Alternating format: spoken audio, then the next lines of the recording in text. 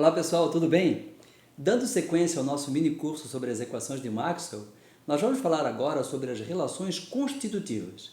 Essas relações, elas permitem modelar em escala macroscópica os fenômenos eletromagnéticos microscópicos que ocorrem dentro dos meios materiais considerados.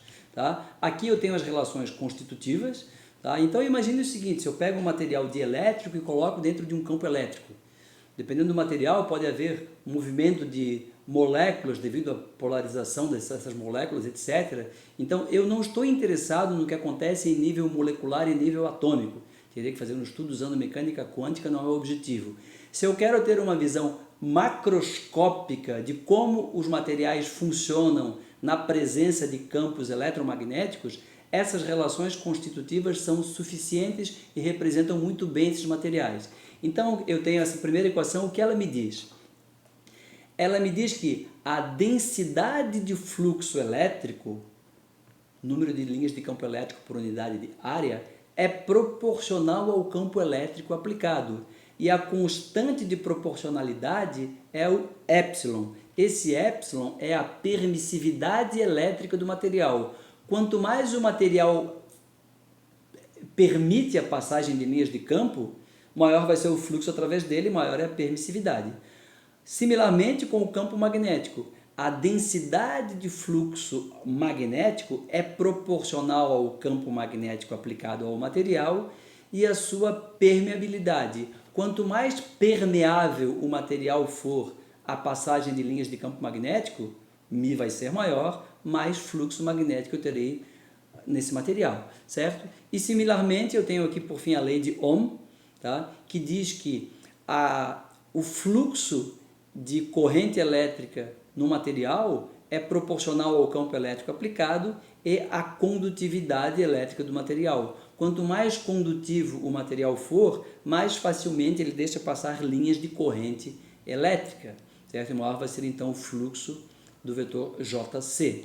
Então, nos três casos, a densidade de fluxo, seja de campo elétrico, de campo magnético ou de densidade de corrente, ela é proporcional à porosidade do meio à passagem de linhas de campo. Porosidade em relação ao campo elétrico é o epsilon, porosidade em relação ao campo magnético é o μ, e porosidade em relação à passagem de corrente, que é o sigma. E também a densidade de fluxo é proporcional à intensidade do campo aplicado, E ou H, certo? Para o espaço livre, o vácuo, eu tenho aqui o valor dessas constantes.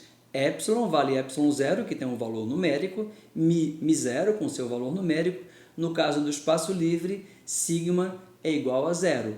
Então, epsilon, μ e sigma permitem caracterizar os materiais. Tá? Se eles deixam passar mais facilmente as linhas de campo elétrico, magnético, de corrente, pode ser um material magnético, não magnético, pode ser um material condutor, um material dielétrico. Então, tudo isso depende das propriedades epsilon, μ e sigma. Aqui tem uma analogia interessante, que é o fluxo de água através de uma parede porosa. Eu jogo água com uma certa intensidade, é a intensidade do campo, E ou H, e tem uma parede porosa, que representa o epsilon, μ e sigma.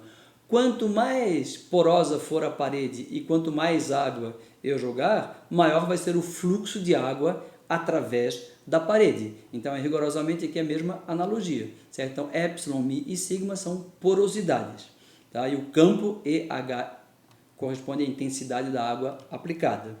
Aqui tem um outro exemplo.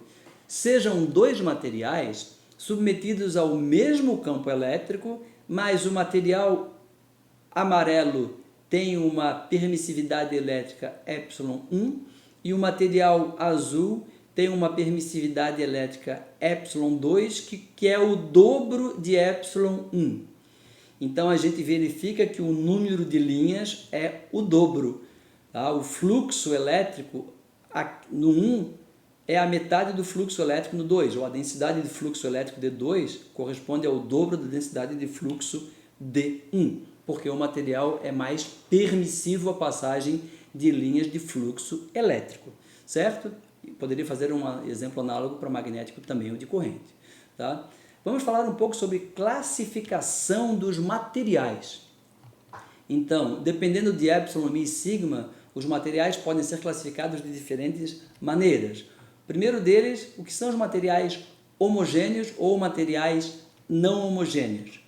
Um material é dito homogêneo quando suas propriedades, que aqui estão, são uniformes, ou seja, têm o mesmo valor em todos os pontos do material.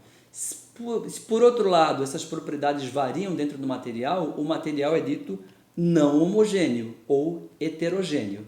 Então aqui tem um exemplo de um bloco de aço homogêneo. Em qualquer ponto, a condutividade elétrica, por exemplo, que seria uma função da posição, é constante. Então é um material homogêneo. Já aqui eu tenho um material não homogêneo, porque em alguns pontos eu tenho biscoito com uma certa condutividade, em outros pontos eu tenho chocolate com outra condutividade.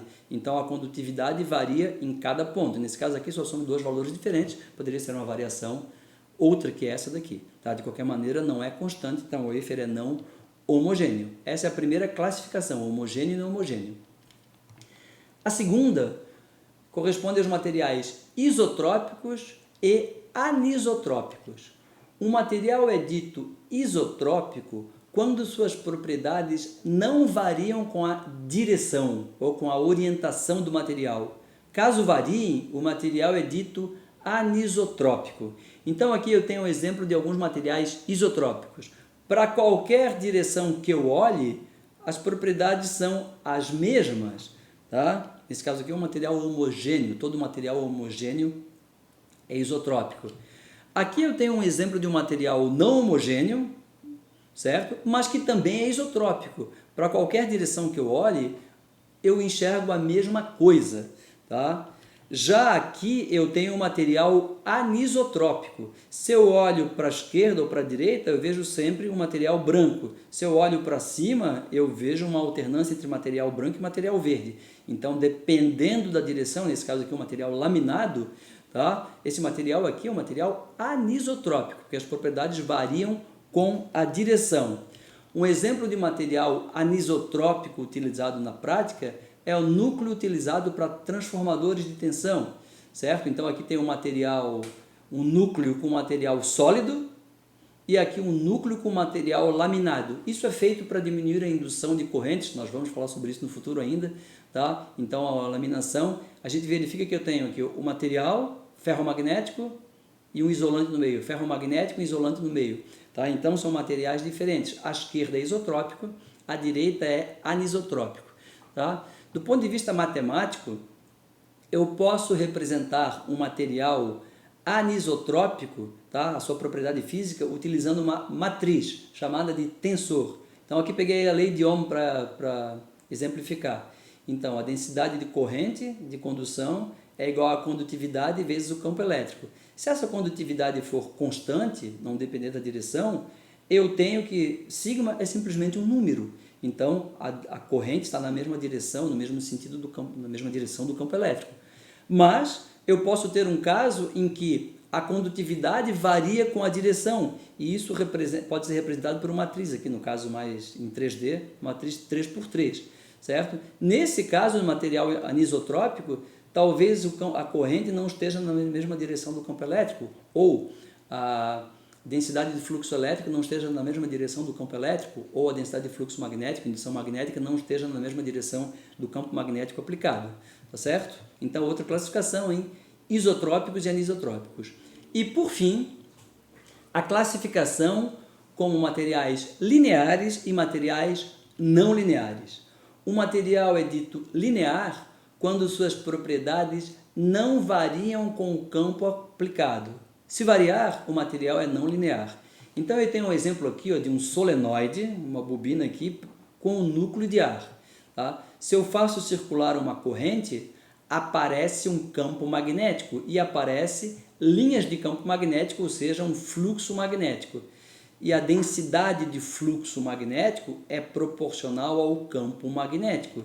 E aqui, ó, essa constante de proporcionalidade μ é uma constante mesmo, tá? Então essa inclinação aqui é sempre a mesma e essa inclinação corresponde justamente a essa permeabilidade. Eu tenho um gráfico de B em função de H, tá? Então μ aqui é o coeficiente angular, é a inclinação. Nesse caso, Se eu dobrar a corrente, eu dobro o campo magnético, eu dobro a densidade de fluxo. Se eu triplicar a corrente, eu triplico o campo magnético, triplico o número de linhas de fluxo, triplico o B, certo? Mi aqui é constante, material linear.